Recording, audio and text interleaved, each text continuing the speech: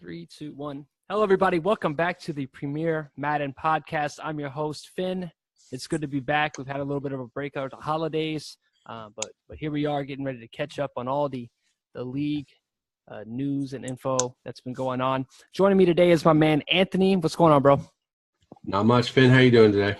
That's good. I haven't heard from you much, man. Holidays got you down? Yeah, man.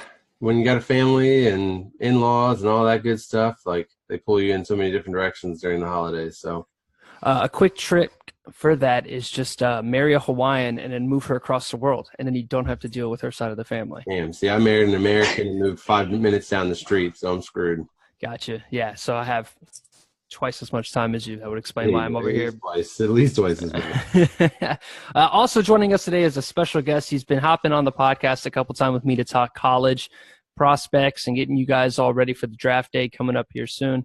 But it's going to be Aaron, the Bucks owner. What's going on, bro? Yeah, what's going on, man? Thanks for having me on. Yeah, man, you're no stranger to the podcast, but now you're on the official, the live one. All right, you're with the big dogs. Yeah, you're with the big dogs. All right. No, we have not replaced Rob full time. He's just got some stuff going on. I think he might have like a friend or two in general to hang out with in the holidays. I think. Let's just say that's it. Like all of his friends from high school are home now from the holidays because he never left, so now he has people to hang out with. So wow. he's got time. Even when he's not here to defend himself. True to fashion. All right, let's jump right into this. And the first person I want to bring up, and we have a lot to sort out. We had some big games. We had a great game of the week a little bit ago with the Rams and the Giants, which featured a pretty awesome second-half comeback. I don't know if you guys watched that at all. Well, I know Aaron did. He commentated it with me. Yes. So we'll talk about that. Yeah. But the big one that I want to talk about, the big new user in the league, is this Vikings user, the official mole. He's come in, and he's kind of righted the ship for Minnesota. And not only that, after winning a close game against the Packers last week, he's got himself in the mix for a playoff run. So I want to talk a little bit about him. What have you guys seen? He beat the Eagles. We were talking about the Eagles before the show started. So have you guys been watching any of his gameplay at all? Is he the real deal? Or is he just benefiting off of a Vikings defense, which is really, really tough to play against? Go ahead, take this one, Aaron. Which means I haven't watched any of his things. No, I think he's a solid, probably not a solid. Probably wouldn't justify his actual, username, but I think he's like a really good player. Like just looking over his stats, he's just offensively, he's like efficient. If you look at his stats, you know what I mean, like low interceptions, touchdowns, quick. And then on defense, I'm pretty sure, success does come with the players you have. But overall, like watching the Eagles, how he played them against his wide receiver, it was actually pretty interesting on how he kind of, I wouldn't say outsmart, but kind of outplayed him with his players that he had. So, right. And yeah, I mean, he came into the league though with the Redskins, so I was pretty hyped, and I was kind of looking forward to checking out his games. And then he ran away. I think Aaron, you actually called him out and said that the last couple of Redskins users I've scared away from wanting to be in our division. Yeah. So I was excited to watch him, and then he kind of got scared, like you said, and ran away to another division that he felt like he was more mathematically not eliminated yet. So playing the odds. He was playing the odds. Yeah, so, it makes sense. I understand that. And the Redskins are kind of a mess. I feel like at least the Vikings have got a good, solid defense to build around, to jump in with. You're at least going to be able to keep the games manageable and kind of make do with Kirk Cousins. He still has Kirk Cousins in offense, right?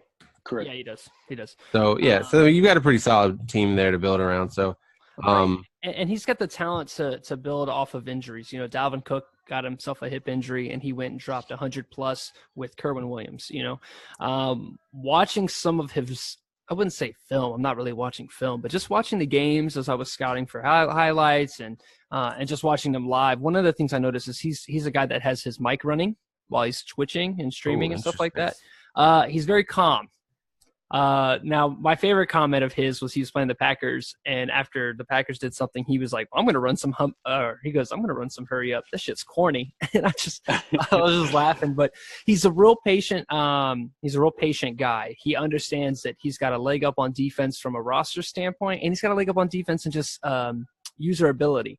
You know, I think he's definitely one of the smarter guys. He likes to bring a lot of heat. Kind of very true to that Mike Zimmer defense in real life, a lot of double A gap pressure. He likes to use Harrison Smith, which throws a lot of people off if done correctly, using a safety. So I think it's really exciting. You can't really play the Madden math, right, where if I beat this guy and he lost to that guy, you know what I'm saying? Yeah, he's struggling against the Packers, and yeah, the Packers is rocking Deshaun Kaiser, but I think part of the struggle is him just coming in and playing it patient, right? You come in, you see the high win-loss ratio for the team that you're playing. You might just want to just take it easy. Don't come in here, force some turnovers. He win it against the Eagles, threw some turnovers early, and it was too close at half. Come on, huh? Anyways, so he's one of those guys that's willing to play patient, trust his defense. Now Ravens over here, Natural has been saying in my DMs that Mo is that dude. Like, Mo's got the championship on lock. So I'm throwing that out there, Mo. No pressure on you, but the pressure's on you. Your boy said you're that guy. So he's got the Packers up again here soon, if not this week. Let me check. Nope, he's got Quentin and the Rams tonight, so that'll be a good one if you're looking for a game to watch. And then he's got the Chargers. It looks like Chargers is it CPU? I don't know why, but either way, I know he's got a tougher run than the Packers, but I think he's got the talent to win out for sure. On the other hand, let's talk about you and your division, okay, Anthony? The Eagles are kind of struggling a little bit. They almost took a loss to the Bucs. They lost, like we mentioned before, to the Vikings. The Giants gave up. Trey gave up just the most ridiculous second-half comeback to the Rams. And then the next week you played them. So I can't remember exactly how that went. But where are you kind of sitting in your division? Because I think right now that's kind of the hell division. You know, it is, man. We've got the Eagles. I mean, if you call 7-2 and leading the division struggling, they're definitely struggling right now. I've got 2 losses, and they are to the Eagles and to the Giants. They were close games. They were hard-fought games. They were fun, but they might bite me in the ass come the end of the season, because if all 3 of us continue to basically run through our schedules and then just, beat each other up, there's going to be some crucial tiebreakers, and you can never really rely on Madden to solve tiebreakers in the way that they're supposed to be solved. So we'll see. I just got to continue to sort of win these divisional games if I can. These guys, they've seen me now. They know me now. I no longer catch them off guard with my play calling, and I think it's going to be important that I kind of mix that up moving forward. And, of course, me and Giants play Week 17, so hopefully that'll be a competitive game that has got some sort of divisional implications on the line, and we can kind of put Eagles back in his place, back in third place where he belonged last year, and hopefully we can put him back there this year. But, he's got some amazing offensive rookies that he is using to their fullest extent right now, so he's dangerous.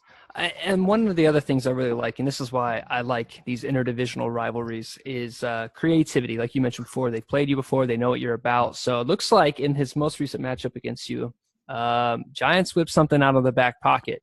It looks like the only touchdown passes he threw were with his backup quarterback, Quentin Flowers. Now, if you guys don't know who Quentin Flowers is, he played quarterback at USF. He transitioned to halfback in the NFL. It looks like Trey's got him back at quarterback. So he's got some speed. He's got some jukes. He threw 2 passes for 2 completions and 2 touchdowns against you. So cheesy. I wanted to give you a chance to comment. Was it cheese? Did he hit you? No, it wasn't. It wasn't, because he brought him in slowly. He had a couple of runs with him, a couple read option plays. And I'll be honest, I did not even know that it was Flowers throwing the ball until after he actually completed it, and I saw them celebrating or whatever, and I was like, oh, that's not Kyle Lauletta. Like, so it didn't feel like it was, him taking advantage. He didn't scramble out. Like, he stood in the pocket and he threw those balls, and they were accurate somehow. He's not a bad quarterback. He's not a really bad quarterback, and I'm not against it because he obviously traded read option. ability with accuracy. Now, he just happened to get you with some accurate, probably short yardage throws. Yeah.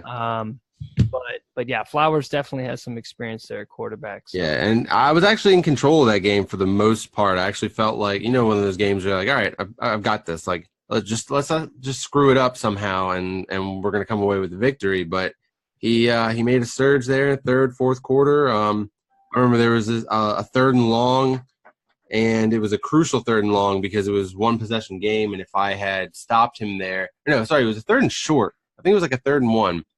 So naturally, I was playing cover 2, playing up tight, short passes, whatever, looking for the run with Barkley. And he threw a bomb to Odell Beckham and got down into the red zone. And I think he ended up kicking a field goal. It was like a 10-point game, 2-possession game at that point.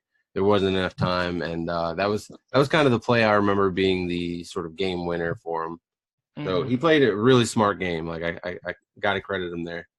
And at the end of the day, in these close situations, if you're forcing a bomb, as long as you were kind of at least remotely prepared for it, you're not in the worst situation. Like, big plays happen, but if you can get him on 3rd and short in a key situation, throwing deep down the field, or at least trying to throw deep to maybe get a sack, you just got bit in the butt there, but it is what it is.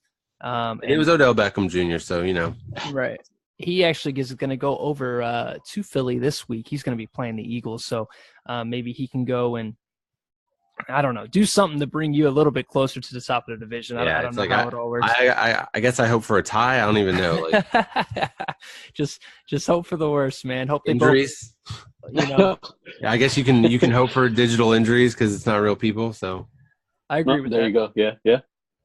All right, so definitely another game to watch this week, along with the Rams Vikings, and then my favorite matchup of the week so far is going to be the Niners, my proclaimed NFC champion, going over to Baltimore. He's going to play the Ravens. Niners are coming off probably the worst game of the year in the league. I know we just saw Aaron's fourth quarter meltdown, and we're going to give you a chance to defend that here in a little bit. But if you guys watched, the Niners played the Bengals in I want to say a 13-6 game. It was so bad. They were just really, really, really bad football on both sides. Niners was forcing it deep. Not one of them threw a touchdown pass. Not one of them threw for over 120 yards, actually. It was that bad. And I wish I could say it was a defensive game of strategy. No, they just fucking suck. I was about to ask that. I was like, is it just good defenses on both sides? But apparently not. Why did it take 3 starts? What happened in that game? There was some lag outs in the very beginning. It wasn't something that they didn't really get far in the game at all. It was just both times the game had to be restarted within the first 2-3 minutes of the first quarter. So, but the third time was the charm there. Nobody really balled out on the offensive side. It came down to some turnovers late in the second half. The Niners really, I think he shut out the Bengals in the second half completely, and then made some huge plays. Now, there was a situation where he had A.J. Green one-on-one in the slot, a big play that Ravens mentioned that he had gotten him on. So he goes deep to A.J. Green, and Richard Sherman tracks it down and picks it off and covers 0. So it was that kind of deal. Wow. So it was a big play there, and that pretty much sealed the deal there. Ravens wasn't impressed, so this is going to be an interesting game, and I think it's going to kind of tell me where we're at and how they adjust to each other. I think Niners is one of the most defensively sound players in the league. The Ravens are, without a doubt, the best offense in the league. I know we can look at my team and my roster and my record, but really – the top team, the team that's playing at the highest level right now, is the Ravens. They have over 100 more points scored than anybody else in the league. They're top 5 in basically every offensive category, top 5 in basically every defensive category. Slammed the Rams 51-7. They got their revenge against the Seahawks in a blowout. He's just playing really good football. I think he's got like 300 more rushing yards of Alex Collins than anybody else. Ravens is looking phenomenal right now. So let's talk about this matchup. Who do you think? You think Ravens is just going to keep the heat going despite a tough defense? What are you guys' thoughts on that game?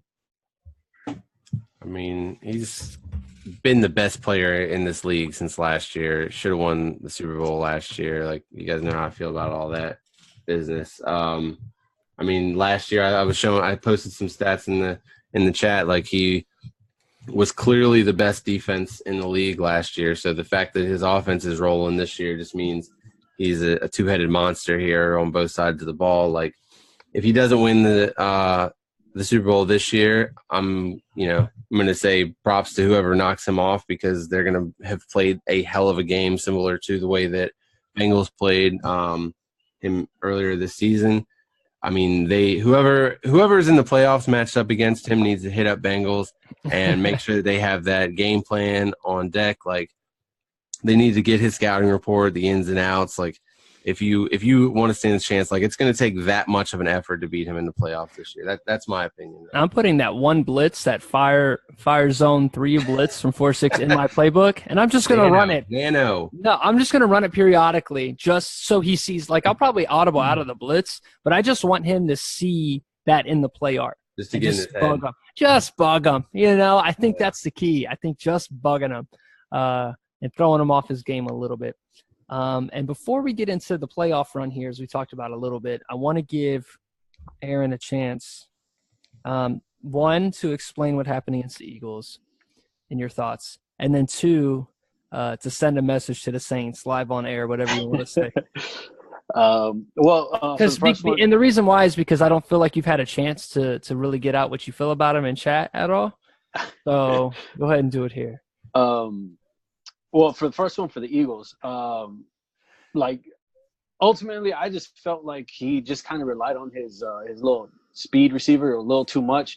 And again, like I tell everybody, it just might be me, complaining about losing, but I'm not the one to really, to say, oh man, I lost, so I'm going to make an excuse. So, but I just felt like that, like, his whole offense runs through that streak, and if he didn't have him, as I said in the chat, I don't think he wins half of the games that he has, because he's such a dynamic player that you have to account for him like every single play. And then when the fact that he must have thrown it to his guy like 8 times.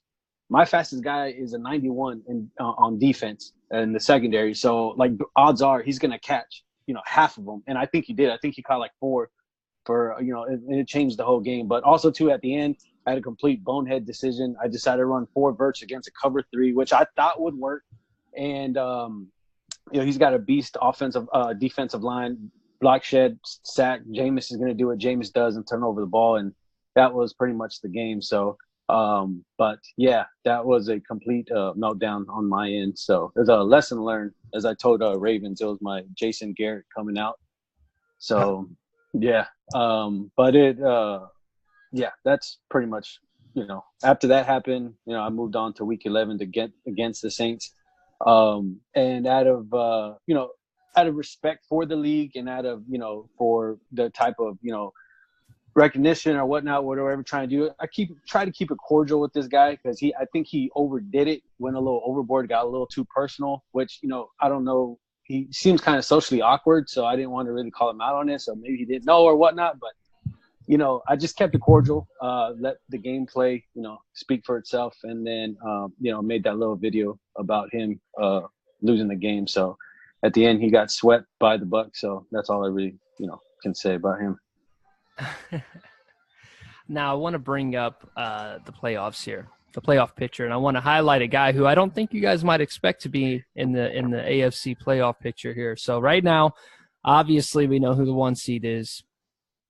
It's your boy. Like I told you, Anthony. Do you remember the early days of this podcast when I told you, don't make me come to this league? Don't make me get a PlayStation. So, sitting at number 1 is Kansas City Chiefs. I mean, and I also said that I think you were my Super Bowl pick, weren't you? I mean, didn't I? I am your Super Bowl pick. So, I mean, it's on you. It's on you to beat Ravens. Like, and I think that you can do it. I think you've got the team to do it. I will say this, and I think know you do the homework to be able to do it. So, right. I think just through immersion alone and the role I play in the league forces me to watch a lot of these games and kind of pick up on some things. I will say this.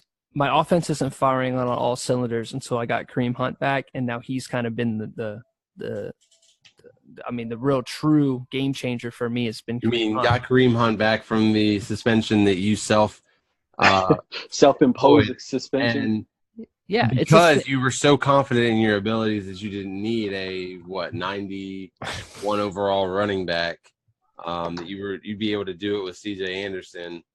I mean, and he did. I mean, I did. But I think secretly he might have wanted to lose, so he didn't have to deal with the undefeated, pressure.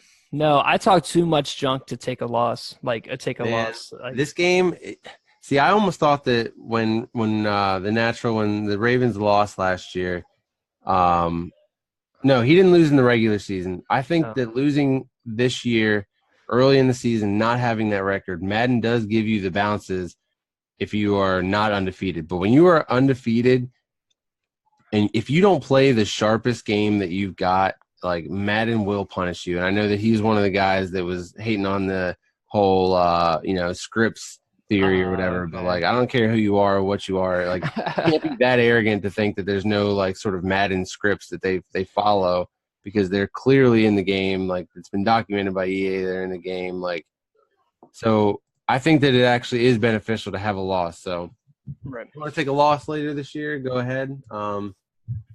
It might be beneficial for you, but I got no desire. And the reason why is I just I think the team is just too good. Does that make sense? I don't think I am just too good. I think this roster really bails me out of some really bad situations a lot of the time. There's just a ton of third and downs where I can just launch it up to any of my three starting receivers or tight ends, and it's a catch. Meanwhile, I have a 96 speed Mecole Hardman sitting on the bench who hasn't seen anything. So once I do finally run into a guy that has the speed to kind of match Tyreek Hill, I can throw another guy out there, and what are you going to do? No, here's what you should do. Week 13, Lions don't have a user. Go ahead and take that forced loss, or play the computer and take that loss. Get that one on your record in the loss column. Go into the playoffs ready to fuck shit up. I would much rather have to play Baltimore in Kansas City than Baltimore. That is true. That is true. And it actually looks like that, too, because, I mean, you got the Raiders this week, the Jets. Right. He's got an AFC loss, so wouldn't you be higher? I don't know if that. I think it might. I thought it was just by record. I think it might matter. No, because we'd be tied if we both finish with one loss. So then, but you'd be undefeated in the AFC, right? And he would have one AFC loss. Fair point. Technically, like I said, you don't want to trust Madden on the tiebreakers, because they throw all logic out the window for that stuff. Take a forced loss against the CPU. And it's your team. It's your squad, man. Give your squad a. Hey, I took the risk. I took the risk by letting in my Titans game. That is true. Yeah. Yeah, we decided to stream it. CPU stream. So I took my risk already with taking a loss. So there's the Madden gods are on my side. The Bills are sitting there in third, and the Texans are there with the 4 seed, 6-3 in the AFC South. The wild card is looking like Bengals sitting at 7-2, and the Raiders hold right now the last wild card spot. So 0-16 to 6-3, the Raiders. Behind them is the Browns, the Titans at 5-4, and everybody else is under 500. So I know the Raiders, unless he plays one hell of a game against me, may end up 6-4 down there with Browns and Titans, but he's fighting. So that's a big comeback. So shout out to the Raiders user on the comeback season. He's 4-2 at home. He is negative on the points for and points allowed, but that's what happens when you play KC and I drop 40 on you. So take that outlier out. He's positive in that category. So the Raiders are a team definitely to watch out for. Don't worry about them this week. They'll take a loss. But in the future, look out for those Raiders. Back to me, so humbly, I wanted to point this out here. While I may not be firing on all cylinders on the offensive side of the football, like Ravens is right now, I've allowed the least amount of points in the league, and that's what I think is really throwing people off. Is I think the way I play defense. It's not anything incredibly special, but I think I might have a better. I think I might be the user king. I said it before, but. Who knows? Let's take a trip over to the NFC, or as like we like to call it, the second placers. The Niners sit at the top at 7-2, and that's once again this might be a Super Bowl matchup we're watching here, Week 11, with the Niners at 7-2 and the Ravens at 8-1. The Eagles sit behind them at 7-2. Tied with them are you, the Cowboys. So actually, with the Giants having 3 losses, if he goes and beats the Eagles, you sit atop of the division. So that's how that's going to work out, Anthony. That's true. So very realistically could see a shift there because you guys are sitting at 2nd, 3rd, and 4th in the NFC rankings. So, yeah, the hell division right there. We've got 2 very different styles there. We've got one that plays a very sort of real life scheme and in Giants, and he makes unique adjustments and unique moves in the game. And then we've got another guy who is got the biggest, fastest, strongest guys on the playground in the draft last year and is using them to his advantage this year. So it'll be interesting to see which one sort of comes out on top in that matchup. Gotcha, absolutely. And the Giants have, some guys of their own. I don't know what the status of Saquon Barkley is, but Odell's no chump, and that defense is no chump either. Sitting at the top of the NFC North right now is currently the Packers at 6-3. But right on their heels, once again, is Minnesota. Let's see here. Once again, you guys have both of the wild card positions. So what's the division I'm lost out on? I got the West, I got the North, I got the East, the South. Oh, yeah, baby. The Buccaneers, after taking the division lead today to go 6-4. In the most NFC South fashion, right? The division that'll get to the playoffs at 8-8. But you have to watch out. The Panthers and the Saints are both within a couple games of you there. And then it doesn't really look like anybody else is going to be in contention. The Rams are there at 6-3 as well, but they're going to really be fighting for a wild card unless the Niners take a loss this week to the Ravens and they win the night against the Vikings. Then they would have a tie there for the NFC West. So that's where we're sitting at in the playoff push. I'm sure there's going to be more later. Let's talk about some of these yearly award guys. Any guesses who's leading the MVP? Probably Ravens player. It is. Lamar Jackson? It is 2. It's Alex Collins atop the boards right now. Oh, wow. Lamar Jackson. Then Oren Burks, the second best user linebacker in the league. Wow. And right behind him is Anthony Hitchens, my user linebacker. So Josh Allen, rest in peace, Rob, sitting there at 5th. And then Aaron Donald. So very interesting. Not a lot of quarterbacks, but it is good. Who won last year? Who won the MVP last year? You guys remember? Oh, it was Edmonds, Tremaine Edmonds. Yeah. Tremaine Edmonds. So easy CPU game in week 17. Oh, really? Yeah, like 17 interceptions or something like that. Wait, in a game? It was like 8 or 9. Yeah. Oh, but make it sound more cheesy. List, but he's at 8. Let's go over to the AFC side of the house. Offensive Player of the Year is headed off by Alex Collins, Lamar Jackson, and then a surprising Lamar Miller and Deshaun Watson. So I harped on. No joke, man. People sleep on Texans. He took me to the wire. I don't ever want to speak ill of somebody who played a really good game against me. I will if you want me to. I do feel his defense is a little easy to pick apart, and that he had some things go his way that kept him in the game. But that being said, he still had a good game. Still played me close. It came down literally to the last play of the game. So, kudos to him. And he's doing something right with those 2 players up there. Oh, and he's a hell of a user too, man. Probably like one of the better ones I played. The Texans. His middle linebacker, Zach Cunningham's no joke. Yeah, he's legit. Like probably one of the best users. It's nice when you have a guy that's like 6'5", like that, 6'4", 6'5". Like it makes the passing lanes a lot smaller when you've got a big middle linebacker. Absolutely. Topping Defensive Player of the Year is Anthony Hitchens on the year. I think he's got 10 interceptions. Then Tremaine Edmonds, C.J. Mosley, and the first safety on the board. I think he's got 10 interceptions. You know damn well he has 10 interceptions for a fact. I try to be nonpartisan. I don't have too many guys on the list. I got 3. But, yeah, that's Defensive Player of the Year. Rookie of the Year, Offensive Rookie of the Year, Deebo Samuel for the AFC, David Sills, the 5th for the Browns, and then Drew Lock. So I don't know where they're at. I would imagine Deebo's kind of got a healthy lead there. Not saying he's force-fed or anything. But that's where we're at with Offensive Rookie of the Year. Defensive Rookie of the Year is the Browns' Chris Boyd, Broncos' Marvin Tell, and the Titans' Cameron Smith. Best QB, Lamar, Josh Watson. It's just a lot of Ravens guys. Tyreek Hill for best receiver. Anybody got any money on that one? Let's take a peek over to the AFC side. Nobody cares about kickers. Or NFC side, sorry.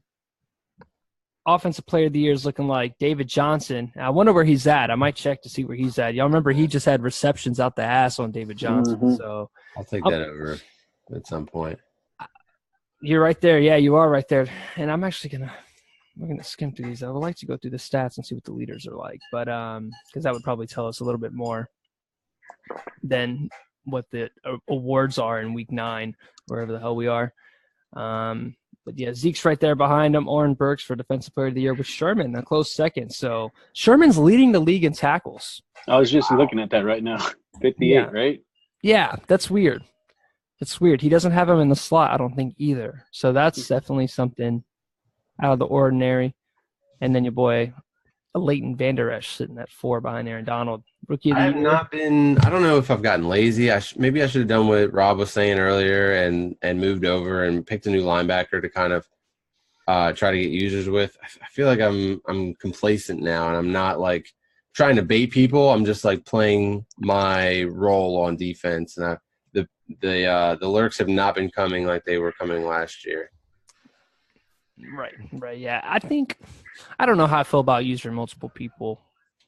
I think It's hard because you get kind of in a flow of one guy. You get familiar with the way he moves, and I don't know. Yeah, I think with how good he is as a player, if you got him dev to a certain point where he could be off ball, I think it's best to move him over to outside linebacker and just put somebody else in there. Well, and I've still got Sean Lee, and I've still got Jalen Smith. My idea was that I'd shift over now and start using Jalen Smith, get him those picks, so that next year I can move on from Sean Lee altogether, or move him as the third linebacker, the guy that the sort of the left outside linebacker who's not nearly as involved in the passing formations and whatnot. But I stuck with Leighton because I wanted to develop him just a little bit more. Right.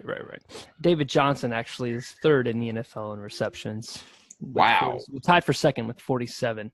The only other non-wide receiver is tight end for the Seahawks, Josh Hill, and tight end for the Jets, CJ Conrad. So those are the guys up there. So I like it, man. I like when guys they just don't have these cookie cutter offenses, right? Like we talked about Giants earlier with Flowers.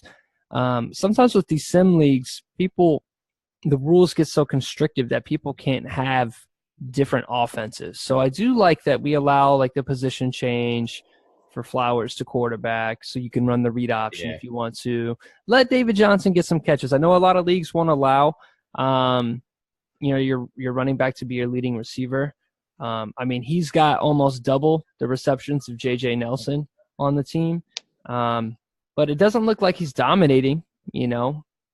600 yards, 3 receiving touchdowns. It's not like it doesn't look like cheese to me. It just looks like David Johnson in real life. Just get him the football. He's the guy on your team. Go get him the ball. There's no need to be cookie cutter there. Force people to adjust. With the Cardinals, because I had played them, the only bad thing with David Johnson, his offense wasn't cheesy or anything. It just flows through David Johnson. So if you shut down David, like you basically not going to let him beat you, then he will struggle. And that's the only problem I see when you have, offense flow through only one particular person. Like I gave all my resources to David Johnson and allowed, his rookie or was it Rosen to try to beat me, and he just didn't get it done. So, but I do like the way he uses him. So. Gotcha. All right. So we got about 5 minutes left. So we'll wrap this up. I had a question for you guys real quick. Go ahead. Yeah, we got time. And even if it rolls over 5, we'll just restart it and get the comment. Right. What Finn, let me know, what are your funds right now? Oh, what are my funds? Yeah, as an owner. I'm living paycheck to paycheck over here. Somebody bought me a new thing. I'm sitting at 9.1 million. Okay. Have you re-signed anybody this year? No, I've not. And I have to re-sign Hill. Yeah, so I re-signed Ezekiel Elliott, used up basically all of my funds, and now I'm kind of SOL for re-signing anybody else for the rest of the year because I don't have any funds. I am right now negative 3.2. So one of the things so I actually had to have funds put in my account. I was at negative 17 million. Wow. Yeah, when I first got it, because either the new Chiefs or the CPU bought a new stadium and then sucked the whole year, right? So they were like negative. Yeah. So talk to JT, guys, if you notice your funds are low. I've never played in owner leagues before. I've always been in coach leagues. So that's never been an issue, especially when it came to signing people. Nor do I think it's an inherent advantage in Madden. I have no issue personally if the question is, how do I feel about funds? I wouldn't be against just giving everybody $50 million. Yeah. And, letting it go, because the most of the things is cap. That's all I'm concerned about. I think that's what keeps everybody in check is the cap space. No, I agree. Because I got Sean Lee, Dak Prescott, Alan Hearns, Byron Jones, Jalen Smith, Anthony Brown, Lyle Collins, Randy Gregory, Malik Collins, all those guys up for re-signing, and I can't touch any of them because all the contracts that the CPU wants to offer, or that they default offer them, is zero bonus, and it's all sort of salary cap.